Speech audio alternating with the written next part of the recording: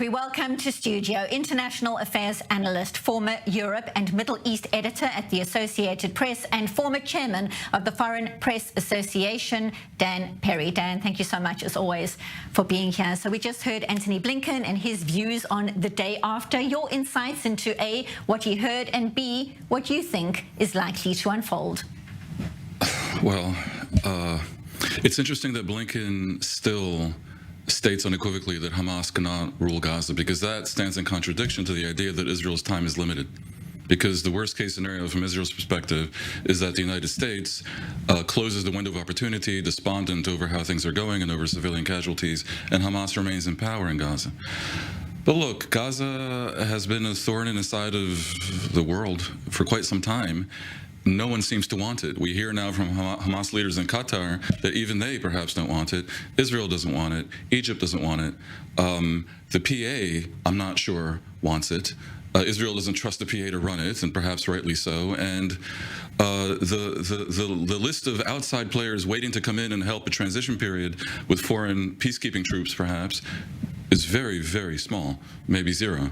So this is a real problem. If you ask me what is likely, I suspect an Israeli interim occupation with an effort to rejuvenate the Palestinian Authority, and under some perhaps even new leadership, try again some sort of Gaza first scenario en route maybe to a two-state solution. Dan Perry, when the situation couldn't get more complicated and intense, reports of this potential pause. What do you make of exactly what we were discussing a little bit earlier, the fact that Qatar, the US and Israel reportedly discussing a pause that might involve 10 to 15 hostages being released? How viable is that?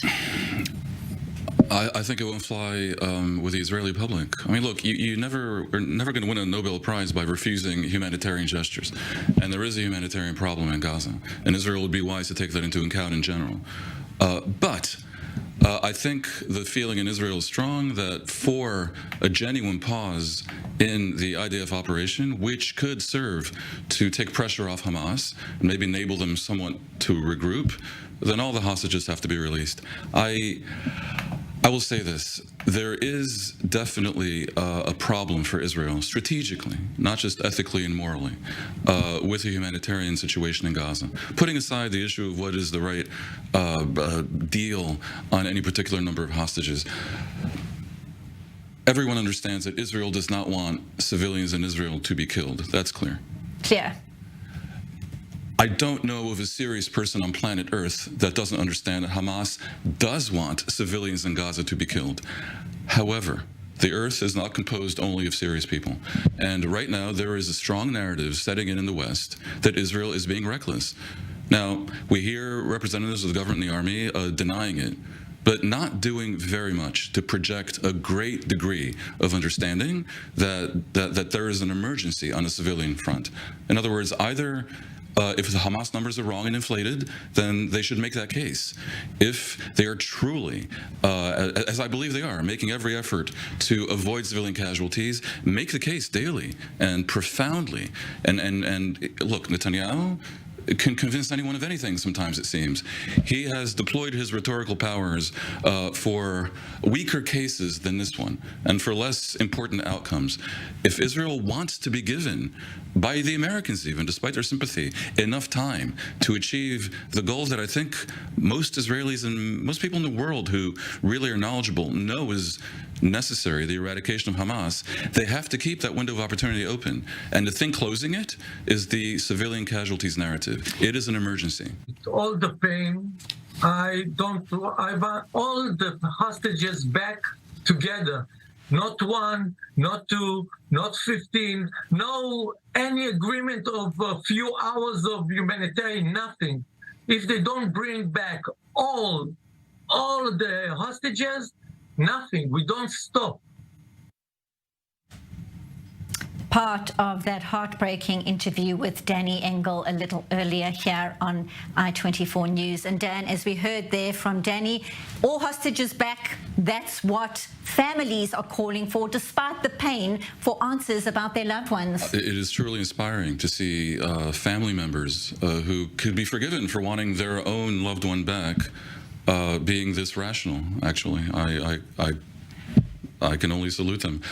Look, I think a lot of the world, and I hope this doesn't apply to the White House, they should know better, but there is a sense of a negotiation happening here. A Middle East bazaar about these things, and I think they missed something fundamental. This is not another instance like we had in the previous rounds of war with Hamas. This is a case where there's not that much to discuss. The hostages must come back, and Hamas must be obliterated in Gaza. Almost come what may. I've rarely seen Israel so united in a goal. It involves potentially tragic outcomes as well, but I do believe that it's not going to change. And I think outside players who want to play a constructive role need to understand this. Israel is trying to eliminate a terror organization. At the same time, it appears, and there will be evidence, if it is or isn't the case, that civilians took part in that killing rampage as well. It serves a narrative serves many purposes. One, by the way, is an Israeli right-wing purpose of saying, well, they have a lot of support in Gaza. Hamas and the people are the same, whereas others will say maintain a distinction. On the other hand, some will use it to mitigate Hamas's responsibility. Look, it wasn't them. The truly terrible things were done by civilians. A terrorist is not an official vocation. You don't carry a card from, the Terrorist International Labor Union. The minute you crossed that fence and started to burn babies in their beds, you are a terrorist, and that's the end of the story. Let's wait and see if the world agrees with what you have just said. Obviously, an unfolding situation, and again, those investigations are going to take a while. International affairs analyst, former Europe and Middle East editor at the Associated Press, Dan Perry, always a pleasure having you here in studio. Thank you very much.